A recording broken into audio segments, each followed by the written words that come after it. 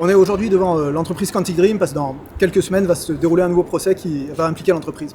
Donc pour rappeler un peu les faits de Quantic Dream, en 2017, un employé découvre que sont diffusés sur le réseau de l'entreprise un ensemble de photomontages. Des photomontages qui prennent la face de l'employé, qui vont les coller sur des imageries racistes, sexistes, homophobes, etc.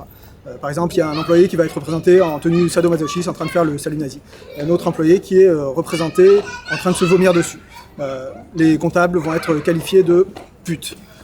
Un autre employé est représenté dans un uniforme nazi, etc. Et c'est au final des centaines de photomontages comme ça qui sont diffusés pendant des années au sein de l'entreprise.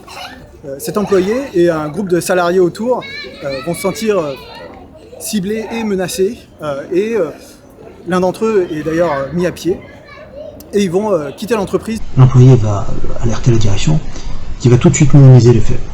Guillaume Jupin de Faudomière, directeur de production, va notamment déclarer que c'est de l'humour à prendre au 8e degré et que bon, c'est pas si grave vu que tout le monde en prend pour son grade. Cependant, la responsabilité de l'entreprise Quantic Dream a été clairement établie plusieurs fois au cours des années par les tribunaux. En 2019, novembre 2019, nouvelle condamnation au tribunal des prud'hommes.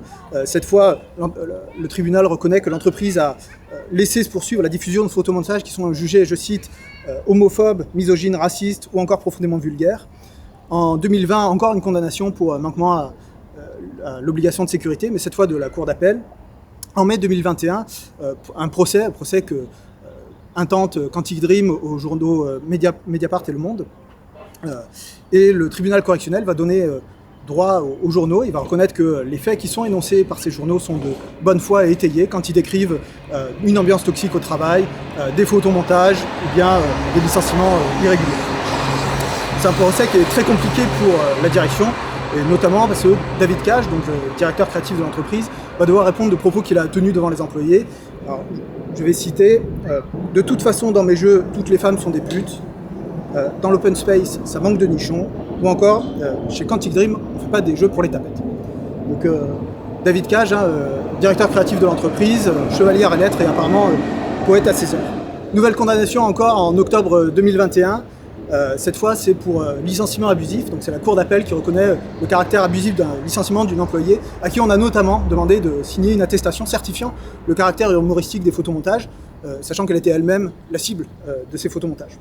Donc pour terminer, dans quelques semaines se déroulera le procès de cet employé qui a découvert ce photomontage. On a alerté la direction, alerté les représentants du personnel, alerté la médecine du travail et finalement s'est vu poussé vers la sortie. À cette occasion, nous, on tient à rappeler, nous, Solidaire Informatique, on tient à rappeler qu'on se tiendra toujours à côté des employés, chez Quantic Dream ou ailleurs, qui subissent ce genre de pression inacceptable. Nous serons toujours là et pour les défendre et pour les protéger. Tous ensemble,